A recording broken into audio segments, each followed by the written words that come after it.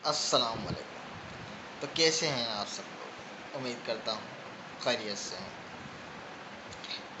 आज मैं आपसे एक एक्सपेरिमेंट की बात करने वाला हूँ, जो कि एक रियल एक्सपेरिमेंट है और किया जा चुका है। एक शख्स एक लड़की को बुलाता है, एक डिप्रेशन का शिकार जो होती है, एंजाइटी का शिकार जो होती है, तो उसको एक पेपर दिया जाता है। पेपर देने के बाद उससे कहा जाता है कि आप अपने बारे में डिस्क्रिप्शन दें, आप अपने आप को डिस्क्राइब करें, इंट्रोड्यूस कराएं कि आप अपने आप यानी अपने बारे में क्या सोचती हैं। लड़की लिखना शुरू करती है।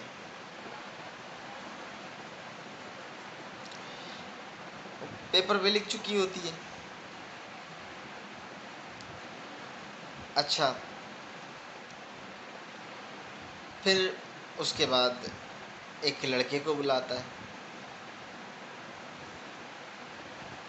उससे भी यही कहा जाता है कि आप अपने बारे में डिस्क्रिप्शन दें, कि आप अपने बारे में सोचते क्या हैं। लड़का भी लिखता है भाई।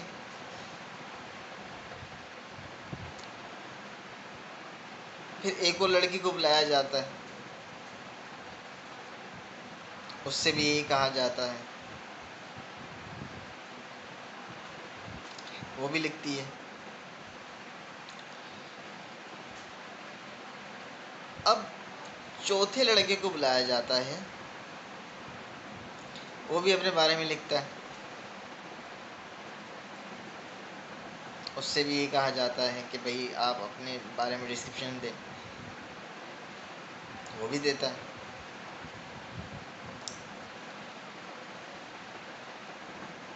वो देने के बाद, वो लिखने के बाद, अब वन बाय वन सबको बुलाता है। सही है। और कहता है मुझे पढ़ के सुनाओ। पहली लड़की कहती है कि आई एम अगली, मैं बदसूरत हूँ,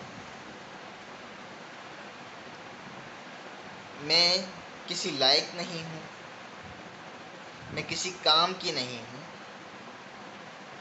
मुझे मर जाना चाहिए।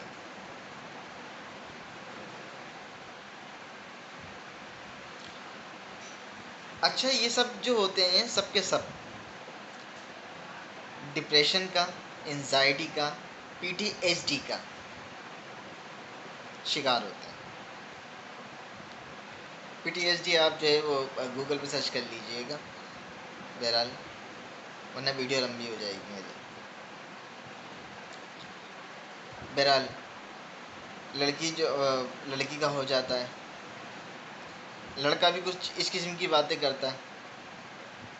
फिर दोबारा वो जो लड़की होती है वो भी इस किस्म की बातें करती है। फिर लड़का भी जो चौथा लड़का होता है वो भी इस किस्म की बातें करता है। अब पहली लड़की को अकेले बुलाया जाता है।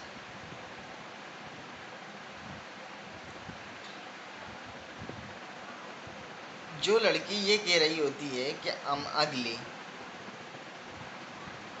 और मैं किसी चीज़ के काबिल नहीं हूँ, मैं किसी चीज़ के लायक नहीं हूँ, मुझे तो मर जाना चाहिए।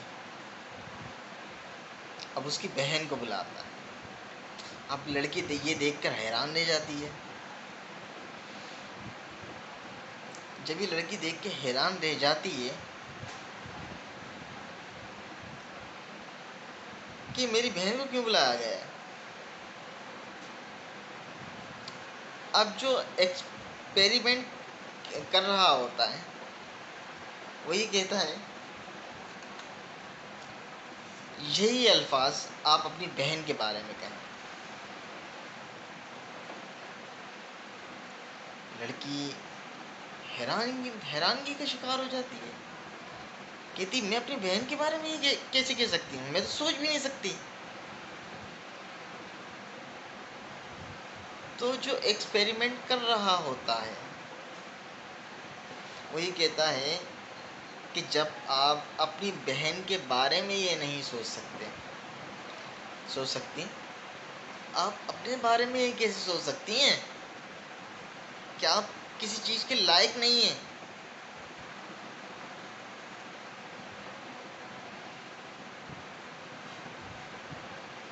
यही 1 बाय 1 सबके साथ किया जाता है, और सब के सब वो जो हैं वो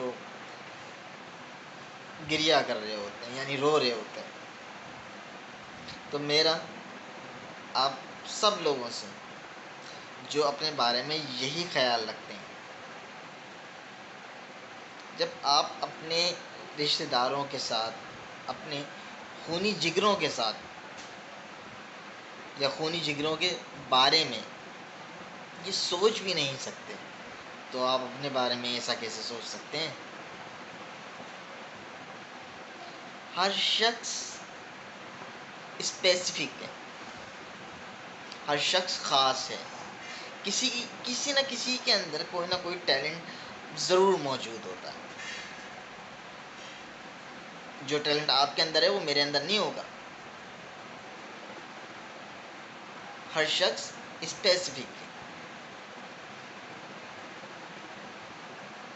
each person is specific with his ability, and what is lost is lost. That's why I'm trying to tell. Well,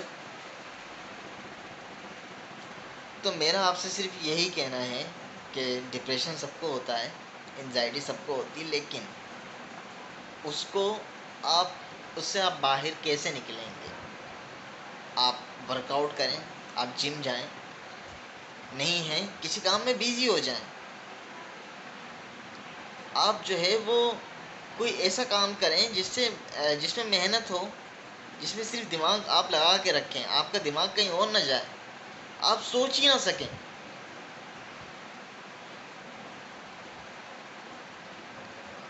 फिर आप कहेंगे रिजान साहब आप तो बिल्कुल ठीक कह रहे थे, लेकिन आप करें तो सही। मैं जानता हूँ कि डिप्रेशन के अंदर कमरे से बाहर निकलने का दिल नहीं करता, हुजरे से बाहर निकलने का दिल नहीं करता।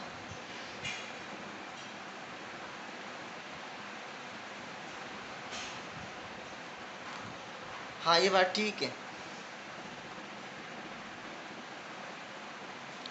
लेकिन आपको इससे बाहर निकलना पड़ेगा। अगर आपने ज़िंदगी गुजारनी है तो इससे आपने बाहर निकलना पड़ेगा।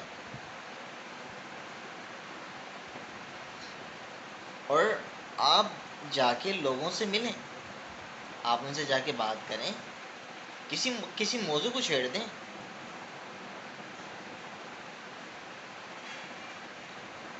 और आपके अंदर कोई ना कोई एबिलिटी ज़रूर होगी, आप अपने बारे में ऐसा नहीं सोच सकते कि मैं बहुत बदसूरत हूँ और मेरे अंदर कोई टैलेंट नहीं है, या जो है कि मैं, यानी ज़िंदगी से हार जाना, मकसद छोड़ देना अपना, यानी ज़िंदगी का कोई मकसद ही ना हो। ठीक है ना? तो ये चीज़ ठीक नहीं आपकी ज़िंदगी के लिए बिल्कुल भी। तो बहरहाल इससे बाहर निकलने का एक तरीका ये भी है कि आप वर्कआउट करें, जिम करें। अगर आप एक खातून हैं तो आप जो है घर के कामों में लगी रहें। ठीक। और घर में भी जिम किया जा सकता है, ऐसी बात नहीं है। और ख़वातीन के लिए भी हमारे कराची के अंदर जिम मौजूद हैं, आप वहाँ चली जाएं। और अगर घर से इजाज़त नहीं मिलती है तो आप घर में ही जिम कर लें, यूट्यूब से कोई वीडियो देख लें, वहाँ से आपको मिल जाएगी, वो आपको पॉजिटिव एनर्जी देगी।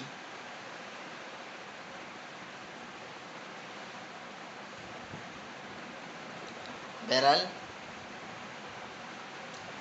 आज के लिए इतना ही। अपने मेज़बान रिजहान सिकंदर को इजाज़त दीजिए। इंशाअल्लाह फिर मुलाकात होगी किसी संजीदा या मज़ाहिया मौजू पर।